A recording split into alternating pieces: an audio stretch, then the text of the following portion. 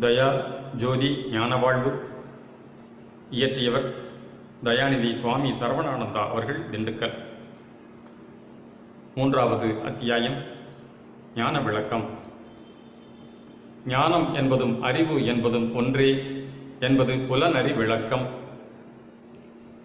ஆக அனுபவ வழக்கில் அறிவு என்பது பொறிபுலன் உணர்வும் மனோகரண உணர்வுமாக கொள்ளப்படும். இதற்கு மேல் விளங்குவன ஜீவ ஆன்ம நிலைகளாம். இவற்றில் ஜீவ அறிவை உயிர் உணர்வு என்றுதான் கூறப்படும். ஆன்ம அறிவு மட்டும் ஆன்ம உணர்வு என்று சொல்லப்படுவதில்லை. அது மெய்யறிவாகவும் மெய் ஞானமாகவும் ஒழியப்படும். ஆக ஞானம் மெய்ஞானமாகவும் ஒழியப்படும். ஆக ஞானம் என்பது ஆன்ம நிலைக்கே உரியதாய் இருக்கின்றதாம். இதனால்தான் மனிதன் அல்லாத கீழ்த்தர உயிரினங்களுக்கு உயிர் உணர்வும் புலன் அறிவும் இருக்கின்றதாக கொள்ளப்படும். மனிதனுக்கு மட்டும் உயிர் உணர்வும் புலனறிவும் ஆன்ம ஞானமும் இருப்பதாக கூறப்படும். ஆன்ம அறிவுக்கே ஞானம் என்று குறிப்பது மரபு முறை. மெய்யறிவாகிய உயிர் ஞானம் என்பதும் புலன் ஞானம் என்பதும் மரபல்லவாம். மெய்யறிவாகிய ஞானம் இந்த மனித பிறப்பில் தான் தோன்றுகின்றது என்பது உண்மை. இதனால் ஆன்மாவானது இம்மனிதனில்தான் உண்டென்றும் ஏனைய உயிரினங்களில் ஆன்மா இல்லை என்பதும் தவறு. ஆன்ம உண்மையை புரிந்து கொள்ளாதவர்களே அப்படி மக்கள் அல்லாத ஜீவர்களிடத்தில் ஆன்மாவே கிடையாது என கூறுகின்றார்கள். ஓர் அறிவு முதல் 6 அறிவு வரையுள்ள எல்லா உயிர்களிலும் உயிர் ஆற்றல் செயல்பட்டு கொண்டிருக்கின்றது உண்மை. எல்லாவற்றிலும் உயிருக்கு உயிராக இருந்து வருகின்ற ஒன்றே ஆன்மாவாம். உயிரினங்களின் தேக பரிணாம வளர்ச்சிக்கு தக ஆன்மாவினிடத்திலிருந்து பெறப்படுகின்ற உயிர் உணர்ச்சியில் அறிவு விளக்கம் படிப்படியாக விளைவு கொள்ளுகிறது. ஓர் அறிவுடைய தாவர உயிரில் பரிசம் என்னும் தொட்டறி உணர்ச்சியை செயல்படுகின்றது. இதுபோல் மற்ற உயிரினங்களில் அதற்கதற்கு ஏற்பட்ட அறிவு விளக்கம் அதிகரித்து செயல்பட்டு கொண்டிருக்கின்றதாம். இப்படியாக மனிதனில் பொறிகரண அறிவோடு ஆன்ம மெய்யறிவாகிய ஞானமும் செயல்படுகின்றது. மனித பிறப்பு எடுத்துள்ள ஆன்மாக்களுக்கு மெய்ஞான விளக்கம் உண்டாகவில்லை என்றால் அது பக்குவ குறைவேயாம். அப்படிப்பட்டவர்கள் மக்களாய் பிறந்தும் ஐயறிவுயிராம் மாக்களாகவே கொள்ளப்படுவர் மெய்ஞானியரால். இன்றைய உலகில் கோடி கோடியாக மக்கள் தோன்றியிருக்கின்றார்கள். உயிரினங்களிலே மிகச் சிறந்தது இந்த மனித பிறப்பு என கூறிக்கொண்டும் இவர்களின் வாழ்வில் கடவுள் ஆன்மஞானம் எங்கே விளங்குகின்றது? எத்தனை பேர் கடவுளை பற்றியும் ஆன்மாவை பற்றியும் தெரிந்து கொண்டிருக்கின்றார்கள்? இவர்களில் எவரை ஞானமுடையவர்கள் என்று கூறுவது? ஞானமுடையவர்கள் எத்தனையோ பேர் இன்று உலகில் இருக்கின்றார்களே. கல்வி கேள்விகளாலும் அறிவு ஆராய்ச்சிகளாலும் அறநெறி வாழ்வாலும் சாந்தம் பூத்த அமைதியான தனி வாழ்க்கையாலும் விளங்கிக் கொண்டிருக்கின்றவர்கள் எல்லாம் ஞானியர் என்று கொள்ளலாமென்றோ? கொள்ளலாம். ஆனால் இவர்கள் எல்லாம் தன் ஞானம், அதாவது செல்ஃப் நாலெட்ஜ் பெற்று ஆன்ம இயல்போடு விளங்குகின்றார்களா என்றால் அப்படி பார்க்க போனால் ஞானியர் பட்டியலில் ஒரு சிலரைத்தான் குறிக்க நேரும். மற்றபடி ஞானியராக போற்றப்படுகின்றவர்கள் உலகியலில் ஒருவாறு சிறந்தவர்களாக விளங்கக்கூடும், புகழ்பட வாழலாம். ஆனால் நம் மரபுப்படி ஆன்ம உண்மையறிந்து அது கொண்டு ஒழுகுகின்றவர்களாக இல்லை என்பது உண்மை. உண்மை ஞானி ஆன்ம இயல்பாகிய தயை மிகுந்தவனாக கடவுள் தன்மையாம் சச்சிதானந்தத்தில் வாழக்கூடியவனாக இருக்க வேண்டும். அந்த அளவுக்கு ஞானம் பழுத்து விளங்காவிட்டாலும் கொலையை தவிர்த்து கொலை உணவை ஒழித்து ஜீவதயவாலே பொதுவாக உயிரினங்களுக்கும் சிறப்பாக தன் மக்கள் இனத்திற்கும் உயிர் விளக்கமும் அறிவு விளக்கமும் உண்டு பண்ணி ஆனந்தம் கொள்ளச் செய்பவனாய் இருக்க வேண்டும். இப்படிப்பட்ட ஜீவதையை நிரம்பிய ஞானிகள் பலரை கொண்டிருந்தால் இன்றைய உலகில் மக்களினத்தை பெருவாரியாக வாட்டுகின்ற பிரச்சனைகளுக்கு இடமே இருக்காது. அமைதியும் செழுமையும் ஆனந்தமும் எங்கும் காண நேர்ந்திருக்கும். அப்படி இல்லாததினால்தான் உலகில் மெய்ஞானிகள் மிக மிக அருகி இருப்பதாக காண்கின்றோம். உலகில் புகழ்பெற்று விளங்குகின்ற சிறிய பெரிய பெரிய ஞானிகளும் தற்கால விஞ்ஞானத்தில் சிறந்து பலவாகிய அறிவியல் விந்தைகள் புரிகின்றவர்களும் சரி, முற்கால யோக ஞான அட்டகரும் சித்தர்களும் சரி, உயிருடம்பை கடிந்துண்ணும் கருத்துடையவர்களாயின் மெய்ஞானியரே அல்லர் என நம் அருட்ஜோதி வள்ளலார் ஆணையிட்டு சொல்லுகின்றார். புலால் மறுத்தலை ஏன் இவ்வளவு வன்மையாக ஆணையிட்டு தவிர்க்கச் சொல்லி வற்புறுத்துகின்றார் இவர் என்றால், இதுதான் மனிதனின் ஆன்மக் கடவுள் வாழ்வுக்கு அடிப்படையாய் இருக்கின்றதுதான் காரணம். சுத்த சன்மார்க்க மாளிகைக்கு உரிய திறவுகோல் இந்த ஜீவதயவுதான். இது இல்லாமல் அம்மாளிகையை திறந்து உட்செல்ல முடியாது. மற்ற நெறியாளர்கள் இந்த நம் ஆன்மக் கடவுளின் மாளிகையையே சரியாக புரிந்து கொள்ளாதவர்கள் ஆவர். அவர்களெல்லாம் புறத்தே வெகு தூரத்தில் இருந்து கொண்டு பெருஞ்சோதி மயமாகத்தான் அக்கடவுளான்மாவை கண்டிருந்தார்கள். வான்ஜோதியாம் ஞாயிற்றை இந்த நிலைமிசை நின்று கண்ணாலும் தொலைநோக்கி, அதாவது டெலிஸ்கோப்பாலும் காணும் ஒருவனுக்கு எவ்வளவு உண்மை விளங்கும்? அப்படித்தான் அந்த புற ஞானியர்கள் தம் மனக்கண்ணாலும் கற்பனா நோக்காலும் ஓர்மை மன தியானாதி நிட்டையாலும் சமாதி நிலையாலும் கண்டனவெல்லாம் தூரத்து காட்சியே அன்றி பிரிதல்லவாம். ஜீவதயவினால் கடவுள் தயவை பெற்றால்தான் அந்த கடவுளான்ம மாளிகையை நெருங்கி செல்லவும், அதன் திருக்கதவை காணவும், திருக்கதவத்தை காணவும், தயவாம் திறவுகோல் கொண்டு கதவை திறந்து உட்செல்லவும், உட்சென்று கடவுள் இன்பம் பெற்று வாழவும் முடியும். சுத்த சன்மார்க்கம் ஜீவதயவால் தான் அறிந்து கொள்ளப்படுவது. தயவில்லார்க்கு இந்நெறியின் உண்மையே புரியாது, அறிந்து கொள்ளவே முடியாது. உலகியற் கலை ஞானியர்க்கு இதில் சந்தேகமும் அவநம்பிக்கையும் அலட்சியமும் உண்டாகி புறத்திருந்து கெடுவர். இதனால்தான் இவர்கள் கொலை மறுத்தலை அவ்வளவாக வலியுறுத்துவதில்லை. கடவுள் அருளை ஞான பக்தி கர்ம யோகத்தாலும் தியானாதியாலும் பெற்றுவிடலாம் என்று எண்ணி இருமாக்கின்றனர் அஞ்ஞானியர். இவைகளுக்கு மாறாக ஜீவதயவினால் சுத்த உணவினால் ஏற்படும் உயிர் அனுபவத்திலே அருள் அனுபவம் உண்டாகும். அசுத்த உண்டியால் உயிருணர்வில் அருள் அறிவு சிறிதும் தோன்றாது. அருள் அறிவே மெய்யறிவு ஆம். அதுதான் ஆன்ம ஞானமாக இருக்கின்றது. அருளால் ஏற்பட்டுள்ள இந்த ஆன்ம ஞானமே அனுபவ ஞானம் எனப்படும்.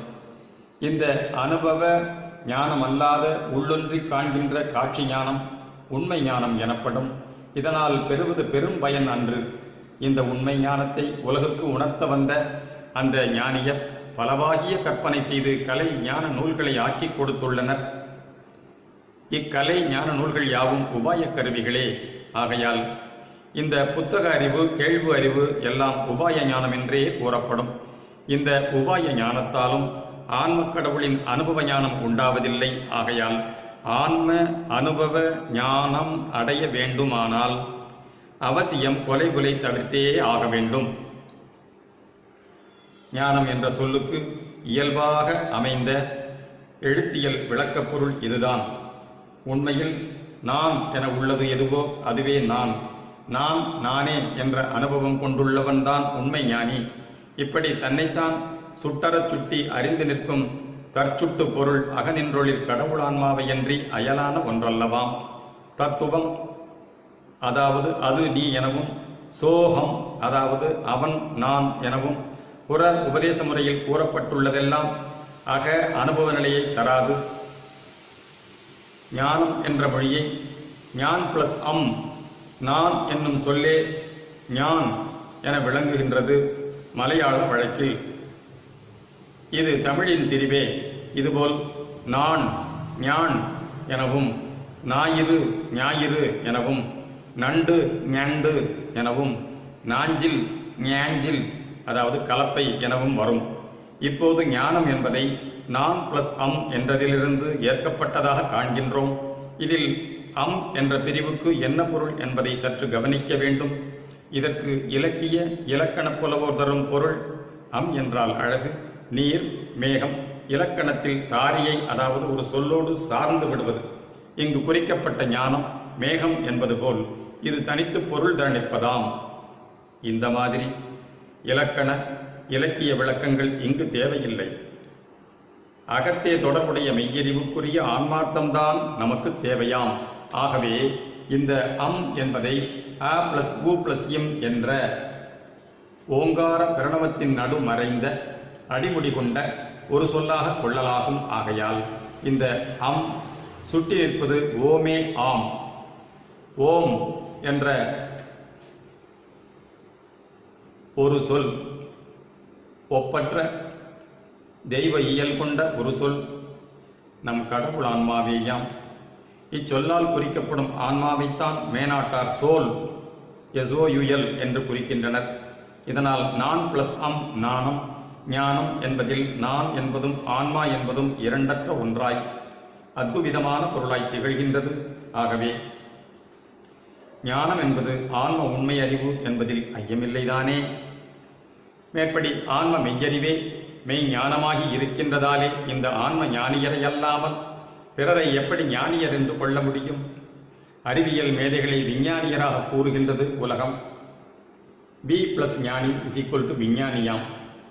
V என்றால் உயர் சிறப்பு பொருள்படுவதாய்க் கொண்டு உயர் ஞானமுடையோர் இவ்விஞ்ஞானியர் என்கின்றார்கள். அவ்வுயர் சிறப்பு அந்த விஞ்ஞானத்தில் விளங்குவதாயில்லை. இந்த சொல் நம் அக ஞான மரபுக்கொப்ப விஞ்ஞனர் விஞ்ஞானகலர் என்று முன்னோரால் கையாளப்பட்டுள்ளது. விஞ்ஞானகலர் என்றால் விஞ்ஞான ஆன்மாக்கள் என்று பொருள். இங்கு விஞ்ஞானம் என்ற சொல் கண்மமலமும் மாயாமலமும் ஒழிந்து ஆணவமல மாத்திரமாய் இருக்கும் பக்குவ ஆன்மா என்பது பொருள் விளக்கம். ஓர் ஆன்மாவுக்கு இந்த ஆணவம் ஆதியான மூலமலமாம். இது இயற்கை மலம் எனவும் படும். இதற்கு மேல் இயற்கையின் செயற்கையாய் மாயாமலமும் செயற்கையாக கண்மமலமும் கூடிய ஆன்மாக்களை பிரளயாகலர் என்றும் சகலர் என்றும் கூறப்படும். இதனால் விஞ்ஞானகலர் என்னும் ஆணவ மலத்தார் தம்மை ஆன்மாவாக அறிந்து கொண்டிருக்கின்றார்களாம். இவர்களுக்கு அருள்ஞான அனுபவம் உண்டாகும் போது அந்த ஆணவ மலம் நீங்குகின்றது. அந்நிலையில் இவர்கள் கடவுளாகிய பதிமயமாக உணர்ந்து தான் என்ற தற்போதம் கெட்டு அதுவாகி நிற்கின்றனர். உண்மையும் அதுதான். யாதெனில் கடவுள் தானே எங்கும் யாவுமாய் அகனின்று அதுவதுவாகி ஆகியுள்ளார். ஆகையால் உண்மையில் அக்கடவுள் தானே ஒவ்வொரு ஆன்மாவுமாம். தன்னை ஆன்மாவாக கண்டிருந்த விஞ்ஞானி தனக்கு வேறாக ஒரு கடவுள் அல்லது பதி இருப்பதாக கருதி கொண்டிருந்தான். மெய்யருள் அனுபவ நிலையில் தான் இந்த நான் அம் அதாவது உயர் ஞானம் ஆகின்றது. இதனால் நம்மனோர் கொண்ட விஞ்ஞானத்திற்கு பொருள் தான் ஆன்மா என்ற ஆன்ம ஞானமே அல்லாது வேறல்ல. இந்த விஞ்ஞானம் ஆன்ம ஞானமே என்றாகின்றதால் அச்சொல்லால் இன்றைய அறிவியல் மேதையரை குறிப்பது பொருந்துமா? பொருந்தாது. பொருந்தவே பொருந்தாது. பொருந்தும் என்றும் கொள்ளலாம். எப்படி என்றால் விஞ்ஞானம் என்பதிலுள்ள வீக்கு இல்லை என்று மறுத்து உணர்த்தும் வேறு ஒரு பொருளும் இருப்பதால் அந்த மெய்யறிவாகிய ஆன்ம ஞானம் இல்லாதவர்கள் இந்த விஞ்ஞானர் என கொள்ளக்கூடும். இந்த முறையில்தான் இவர்களை விஞ்ஞானியர் என்னலாம். இவர்களுக்கும் அந்த ஆன்ம ஞானம் இல்லை என்பது உண்மைதானே. ஆகையால் இவர்களை எவ்விதத்தும் ஞானியர் என்று கூறுவது தவறே. ஆனால் விஞ்ஞானியர் என்று கூறுவதில் தவறே இல்லை, குற்றமும் இல்லை, குறைவும் இல்லை, பொருத்தமானதே என்பது தெளிவு. இப்பொழுது ஞானம் என்பது என்ன, ஞானியர் என்பவர் யார் என்பது தெளிவாகிவிட்டது. ஆன்ம மெய்யறிவே ஞானம், அந்த அறிவுடையவனே ஞானி எனக் கண்டு கொண்டோம். இப்படி ஆன்ம ஞானத்தை திருவருளால் விசார நிலையிலிருந்து கண்டுகொண்டு விட்டதால் ஒருவனுக்கு இந்த ஞானம் வந்து விடுகின்றது. இந்த ஞானம் அறிவுக்கு அனுபவப்பட்டுள்ளது மெய்யே. இது போதுமா? போதுமென்றுதான் தீர்மானிக்கப்பட்டிருந்தது முன்னர். இந்த ஞானத்தால் தான் அந்த கடவுளான்மாவே எனக் கண்டவன் இதுவரை தன்னை தேக வடிவினனாக கருதி தாங்கிய வாழ்வு எல்லாம் மாயை, பொய், பற்றத் தகுந்ததல்ல, துரத்தற்குரியதே என்று முடிவு செய்து அக்கடவுளான்ம வண்ணமாய் அசைவர நின்று அகமறைந்து உடல் விட்டு ஒழிந்தே போனான். அந்த ஆன்ம ஞானத்தின் முடிவு அப்படியாக முடிவுற்றது. இதுவா ஞானத்தின் அதாவது திருவுளச் சம்மதமான முடிவு? இது முடிவல்ல. அப்படி எண்ணிக்கொண்டிருந்ததும் சரியல்லவாம். இந்த ஞான முடிவை விசார ஞான முடிவு என்றுதான் கொள்ள வேண்டியிருக்கின்றது. உண்மை சத்விசாரத்தின் முடிவு அவ்வளவேயாகும். இப்பொழுதுதான் திருவருட்பூரணத்தால் சுத்த சன்மார்க்கம் வெளிப்பட்டிருக்கிறது. இதில் அந்த ஞான விசார முடிவு நிலை மனிதனின் இயற்கையான அனாதியாம் இறைநிலையே என திருவருளால் உணர்த்தப்பட்டுள்ளது. இவன் பண்டே தொட்டு அந்த இறை ஆன்ம வடிவினனாகவே இருந்து வந்துள்ளதும் இப்பொழுதும் அப்படியே இப்பிறப்பில் அகனின்று விளங்கிக் கொண்டிருப்பதும் இனிமேலும் என்றென்றும் எந்த சூளுருவத்தின் உள்ளிருந்தும் விளங்கிக் கொண்டிருக்கப் போவதாகவும் இவன் உணர்கின்றான். இவன் எந்த காலத்தும் அப்படி இறையியலோடு பிரிவரை இருப்பதுதான் உண்மையாயிருக்க, அந்நிலையில் நீங்கி கீழிறங்கி வந்து பல்வேறு பிறப்பில் சிக்கிக்கொண்டு உழல்வதாகவும், பிறவித் தொல்லை நீங்க தேகபந்தம் அற புற நிலை விட்டு உள்ளொன்றி உடலை உதறிவிடல் வேண்டுமென கருதியது அறியாமைதானே. இவன் அக்கடவுளான்ம வண்ணமாய் இருந்து நோக்காது உடல் நிலையில் பொருந்தி நின்று அவ்வக நிலையை அடைய வேண்டிய அயற்பொருளாக கருதியதால் தான் அப்படி புறம் விட்டு அனுபவ வாழ்வுக்கு இடமில்லாது மடிந்துவிட நேர்ந்ததாம். சுத்த நெறியால் இன்று தான் அவ்விரையான்ம வண்ணமாய்த்தான் இருந்து கொண்டிருப்பதை அறிந்த இவன் அந்த அறிவனுபவம் கெடாமல், அதற்கு இவ்வுடல் வாழ்வு நீங்காமல் அந்த அகநிலை நின்றே அனக சுத்த இறையருள் வாழ்வு மேற்கொண்டு வாழ்வதே முறையாகும் என உணர்த்தப் பெறுகின்றான். ஆகையால் ஆன்ம ஞானம் இன்று புதிய விளக்கம் பெறுகின்றது. அறிவால் அறிந்து அடங்கி போகும் நிலைக்கு மாறாக அகனின்று அடங்காது ஒடுங்காது சும்மா இருக்காது அருட்செயலோடு விளங்குவதே கடவுளான்ம ஞானத்தின் அனுபவ வாழ்வு பொருளாம். உண்மையில் கடவுளர் இயல்பே இப்படித்தான் ஒவ்வொரு சிற்றணுதோறும் பூரணமாய் என்றும் தங்கி இருந்து கொண்டு தனது பேரருட் பெரும் தயவு செயலால் அவ்வணுக்களைச் சூழ பலவாகிய வடிவங்களை ஆக்கியும் நீக்கியும் கொண்டே வந்து இந்த மனிதனில், அதாவது மனித வடிவில் தானே இவனாய் வெளிப்பட்டு அனக அருளின்ப வாழ்வு ஏற்று என்றென்றும் விளங்க உள்ளார் என்பது சத்தியமே. எனவே இந்த சத்திய நித்திய ஆனந்த வாழ்வே இன்று ஞானம் என்பதற்குரிய விளக்கமாக இருக்கின்றது. அடுத்த தலைப்பு சத்திய ஞான சபை. கடவுள் ஆன்ம உண்மை இம்மனிதனில் வெளிப்பட்டு விளங்கி அகமிருந்து அனக வாழ்வில் செயல்பட்டு கொண்டுள்ளதாகும். இவ்வுண்மை விளக்கம் இதுகாரும் வெளிவராதிருந்ததும் திருவருட் செயலேயாம். ஏனெனில் இவ்விரை ஞான வாழ்வு வெளிப்படுவதற்கான பக்குவம் மனித பிறப்புக்கு உண்டாகாமல் இருந்து வந்ததே காரணமாம். இந்த பக்குவம் கீழிருந்து படிப்படியாகத்தான் பல வாழ்க்கை அனுபவத்திற்கு மேல்தான் உண்டாக வேண்டியிருந்தது. அதுதான் நியதி முறையுமாகும். கடவுள் ஆன்ம உண்மை பூரணமாகத்தான் ஆதிமுதலே இருந்து வந்தாலும் கூட இந்த சத்திய ஞானானந்தமாகத்தான் அனுபவத்தில் வெளியாக வேண்டியிருந்தது. இச்சத்திய ஞானானந்த கனி உண்மை வித்தும் கனி போல் தோற்றமற்ற அதிசூக்கும நிலையில் ஆதிமுதலே இருந்து அவ்வித்து மண்ணில் நடப்பெற்று பிரபஞ்ச காரியத்தில் விளைவு கொள்ளச் செய்யப்பட்டு தான் முளையாகி செடியாகி மரமாகி பூத்து காய்த்து முடிவில் பழமாகி கனிந்து விளங்குவதாய் இருப்பது போல் ஆன்ம வித்தில் அதிசூக்கும நிலையில் உட்பொதிந்து கிடந்த இந்த சத்திய கனி இப்போதுதான் விளைவு கொண்டு வெளிப்பட்டு திகழ்கின்றதாம். இக்கனியை காய் நிலையில் கண்டிருந்த முன்னோர் இதன் காட்சியால் மகிழ்ந்திருந்தனர். ஏகதேசம் சுவைத்து மனித ஆற்றலுக்கு மேம்பட்டு விளங்கும் சித்தி வல்லபம் பெற்று ஆனந்த கூத்தாடியிருந்து அடங்கி போயினர். இந்த ஆனந்தம் அற்புத ஆனந்தமாய் இருந்ததோடு அற்ப ஆனந்த வாழ்வாய் திகழ்ந்திருந்து முடிவுற்று விட்டதாம். புறத்திருந்து உண்டு கண்ட உலகை உலவாதிருக்க வகை செய்யவில்லை. இதனை சத்திய ஞானானந்த வாழ்வு என்று கொள்ள முடியாது இருந்தது. ஏனெனில் சத்தியம் நித்தியமானது ஆதலின் சத்திய ஞானானந்த வாழ்வும் நித்தியமானதாய் விளங்க வேண்டியதாம். அப்படி விளங்கச் செய்ய வேண்டியே சுத்த சன்மார்க்கம் அகநின்று அனகமாய் வெளியாக்கப்பட்டது.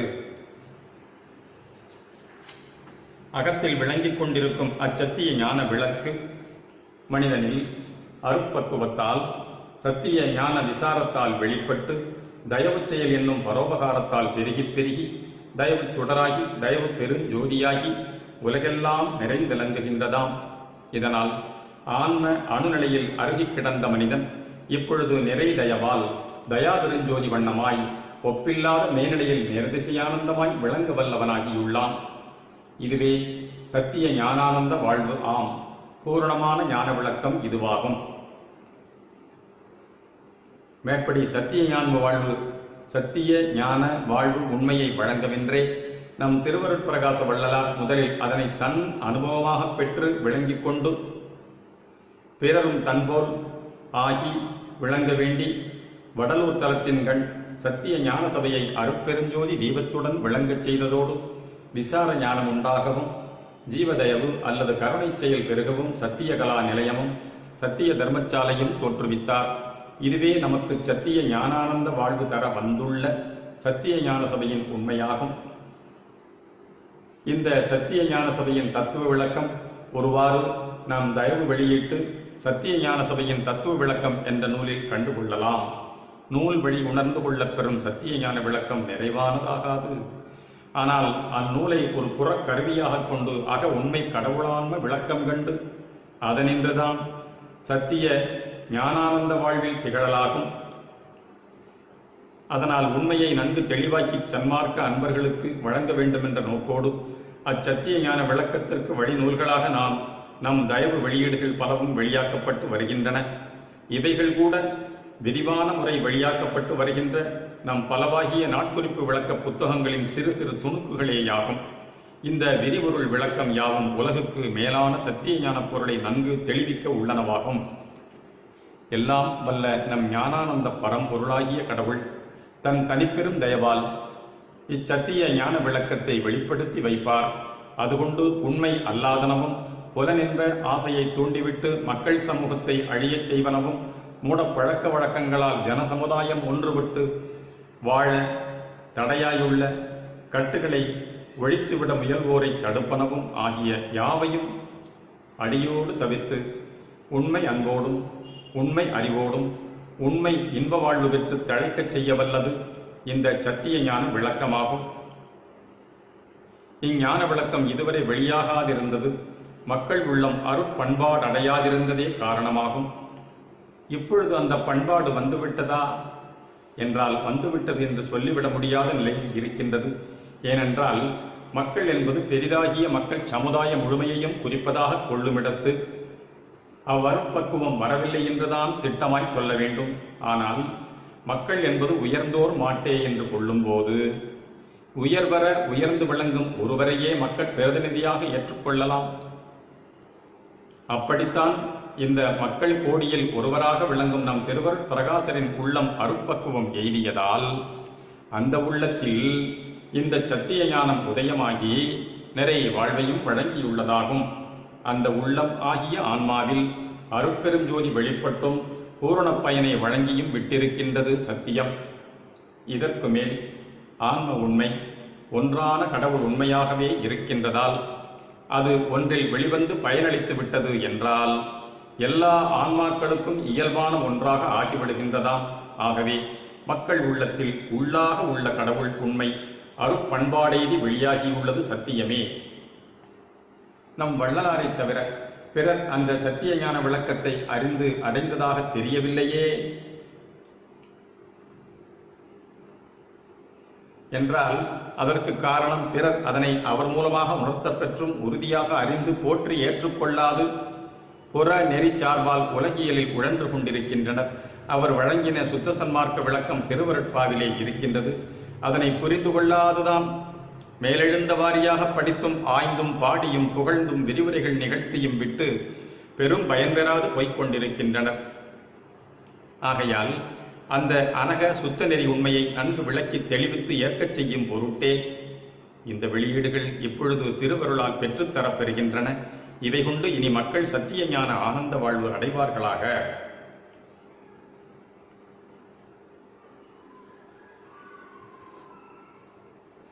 அடுத்த தலைப்பு சத்தியம் அத்துவிதம். சத்திய ஞானானந்தராகிய கடவுள் ஒருவரேயாக என்றும் இருக்கின்றார்.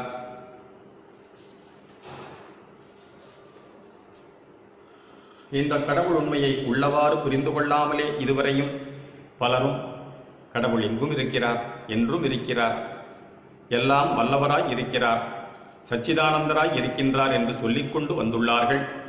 இப்படியுள்ள கடவுளைத்தான் சத்திய வஸ்து என்று வேதாந்திகள் விளம்பினர். அந்த செய்தி மெய்ப்பொருள் ஒன்றே உண்மையாக, அதாவது அகத்தின் இயல்பாக இருக்கின்றது எனவும், அதுவல்லாத மற்ற உயிர் பொருள்களின் தோற்றமெல்லாம் உண்மைக்கு மாறானது, அசத்தியமானது என்று கூறப்பட்டது. அசத்தியத்தை விலக்கிவிட்டு சத்தியத்தை பற்றி கொண்டு அதுவாகி விளங்குவது இந்த சத்திய ஞானத்தின் குறிக்கோள் எனவும் கருதப்பட்டது. ஒன்றான சத்திய வஸ்துவே நித்திய வஸ்துவாய் உள் விளங்கிக் கொண்டிருப்பதால் அது தான் எனவும், அதுவே தன் உண்மை சொரூபம் எனவும், அதுவும் தானும் இரண்டல்லாத ஒன்றே எனவும் உணர்ந்துதான் தானான அதனை அல்லது அதுவான தன்னை அத்துவித பொருளாக நிச்சயித்தான். அதனால் அச்சத்திய மெய்ப்பொருள் அத்துவிதம் என்ற கோட்பாட்டில் அப்படி சத்தியம் அத்துவிதம் என மொழியப்பட்டதாகும். சத்தியம் அத்துவிதம் என்ற கூற்று ஓரளவுக்கு உண்மையே எனினும் அது நிறை உண்மை அல்ல. ஏனென்றால் கடவுள் இரண்டற்ற ஒன்றாக, அதாவது அத்துவிதமாக இருப்பது சத்தியம் என்னும்போது, அக்கடவுளுக்கு அந்நியமாக வேறாக கடவுள் அல்லாத மற்றது இருக்க முடியுமா? அவர் அகத்தே சத்தியமாக உள்ளார் என்னும்போது புறத்தில் மட்டும் அவர் இல்லாமல் போய்விட்டாரா? புறத்தில் தோன்றியுள்ள நிலை அசத்தியமானதாக ஏன் எப்படி கொள்ள முடியும்? உண்மையில் புறநிலை தோற்றங்கள் எல்லாமும் அந்த அகநிலைத்த சத்திய வஸ்துவினின்று சதா விரிவதும் சுருங்குவதுமாய் உள்ளனவேயன்றி வேறல்லவாம். ஆகவே அந்த அத்துவித சத்தியமான ஒன்றே என்றென்றும் அகனின்று பிரிந்து புறத்துறாது அவ்வகனின்றே அனகமாக விரிந்து புறத்தே தோற்றமாற்றம் காட்டிக்கொண்டுள்ளார். நமது ஏகநாயகன் அல்லாது அவர்க்கு அயலாக நாம் என்பதெல்லாம் இல்லையே. உண்மையில் நாமும் அவரும் அத்விதமாகவே அநாதிகாலமாய் இருந்து கொண்டு புறத்தே பலவாகிய வடிவங்களை ஆக்கிக்கொண்டும் நீக்கிக்கொண்டும் வந்து இன்று இந்த சத்திய ஞான பக்குவத்தால் இந்த மனித வடிவிலிருந்து இதனை அறிந்து கொண்டிருக்கின்றோம். இந்த தேகாதியை புறக்கணித்தால், அசத்தியம் என்று விட்டுவிடத் துணிந்தால் நமக்கு இந்த ஞானானந்த அனுபவமும் ஒழிந்து நஷ்டமடைய நேருவது திண்ணம். ஆகையால் சத்தியத்தின் அத்துவித நிலை அகத்தும் புறத்தும் கண்டுகொண்டு சுத்த தயவாலே அனக வாழ்வில் ஓங்க வேண்டுவதே நம் குறிக்கோளாக கொள்ள வேண்டும். இன்று சத்தியமே வெல்லும் என்ற, அதாவது சத்தியமேவ ஜெயதே என்னும் வாசகத்தை நம் தேசிய சின்னத்தின் அடியில் ஏற்றிருக்கும் நாம் அந்த சத்தியத்தின் அனக உண்மையை உள்ளவாறு புரிந்து கொண்டு அதற்குத்தக வாழ்ந்தால் வரும் வெற்றி மிக பெரிதாகும். அடுத்த தலைப்பு சத்தியம் ஏகம். சத்தியம் உண்மை கடவுள் ஞான விளக்கமாக இருக்கின்றதை கண்டோம். அது அயலறியா ஒன்றாகவே உள்ளதை தெளிவிக்க என்றே சத்தியம் ஏகம் என்று விளக்கப்படுகின்றது. கடவுள் ஒருவரேயாக எக்காலம் இருக்கின்றார், எங்கும் பரிபூரணராகவே இருக்கின்றார் என்றெல்லாம் பலமுறை கேள்விப்பட்டும் சொல்லிக்கொண்டும் உள்ளோம். இதன் உண்மை சத்திய ஞானம் விளங்கினால் உள்ளபடி விளங்கும். ஆம், சத்திய ஞானானந்த நிறை பரிபூரணர் ஒருவராக இந்த அகண்ட பிரபஞ்சத்தில் இருப்பது உண்மையே. இவர்தான் எங்கும் பூரணராயிருந்து ஒரு குறிப்பிட்ட சிற்றணுவில் சத்திய ஞானத்தோடு மனித வடிவேற்று விளங்கும் தருணம்தான் தனது நிறை நிலையை அனுபவத்திற்கொண்டு விளங்குகின்றதாக அறியலாகின்றது. இம்மாதிரியே எவ்விடத்துள்ள எவ்வணுவிலும் என்றென்றும் இவர் நிறைந்திருந்த போதிலும் எப்பொழுது எங்கு எவ்வணுவுக்கு இந்த சத்திய ஞான விளக்கம் ஏற்படுகிறதோ அப்பொழுது அங்கு இந்த ஒன்றான பதி உண்மை விளங்குகின்றதாகும். இதற்கு முன்னெல்லாம் அந்த ஒன்றான பதியே தான் வேறு வேறான மக்கள், தேவர், நரகர், ஆவி உருவினர்களாகவும் மற்ற உயிரின வடிவங்களாகவும் உயிரற்ற ஜடப்பொருள் உருவங்களாகவும் தோற்றி நியதிப்படி விளங்கி நின்று மாற்றமும் மறைவும் புறத்தே காட்டுகின்றார். இந்த புற வடிவத்திலும் தான் தனது உண்மையின் ஏகதேச கூறினை மட்டும் காட்டி காட்டி மறைக்கின்றதேயன்றி பூரணத்தை வெளிப்படுத்துகின்றதில்லையாம். சுத்த சன்மார்க்க சத்திய ஞானி தன் யதார்த்த நிலையினின்று சூழ நோக்கும்போது இந்த ஒன்றான பதியே தன் ஏகதேச விளக்கம் கொண்டு ஒவ்வொன்றுமாய் திகழ்கின்றதையே காண்கின்றான். ஆகையால் அவனது காட்சி சத்திய ஞான காட்சியாக விளங்கும். அதனால் அவன் புறநிலை காட்சியில் அழுந்தி நின்று இவன் என்றும் அவன் என்றும் இதுவென்றும் அதுவென்றும் கருதி சிந்தனையை சிதறவிடாது ஒன்றான கடவுளே இப்படியெல்லாம் விளங்கிக் கொண்டிருப்பதாய் உணர்ந்து எவற்றையும் தயவு செயலுக்கு உற்றனவாய் தேர்ந்து ஆவண செய்து கொண்டிருப்பான்.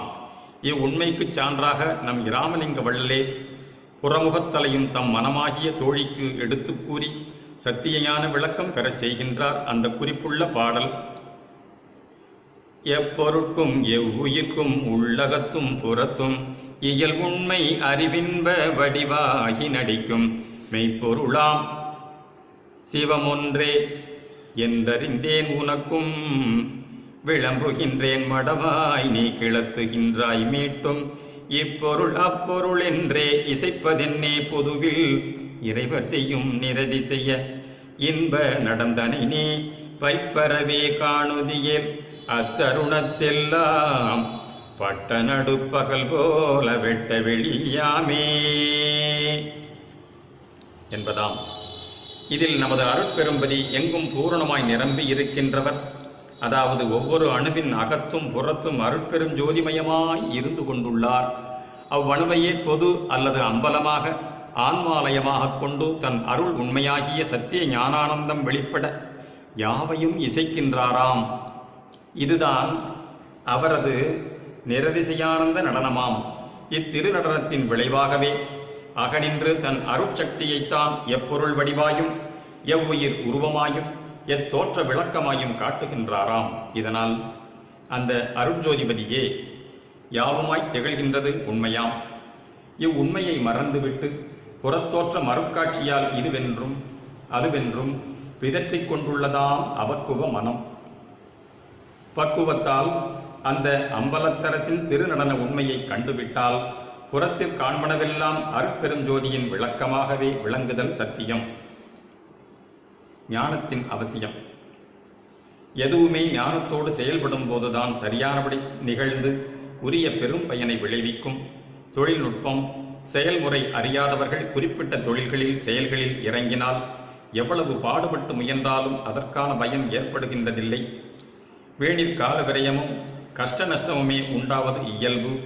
அந்த மாதிரி செயல்களில் ஈடுபடுகின்றவர்கள் தொழில்நுட்ப மேதையாயும் செயல்திறனில் வல்லவராயும் இருந்தால் எடுத்த காரியம் விரைவிலே நல்லபடியாக முடிவதோடு அதனால் மிகு நன்மை உண்டாவது நிச்சயம்.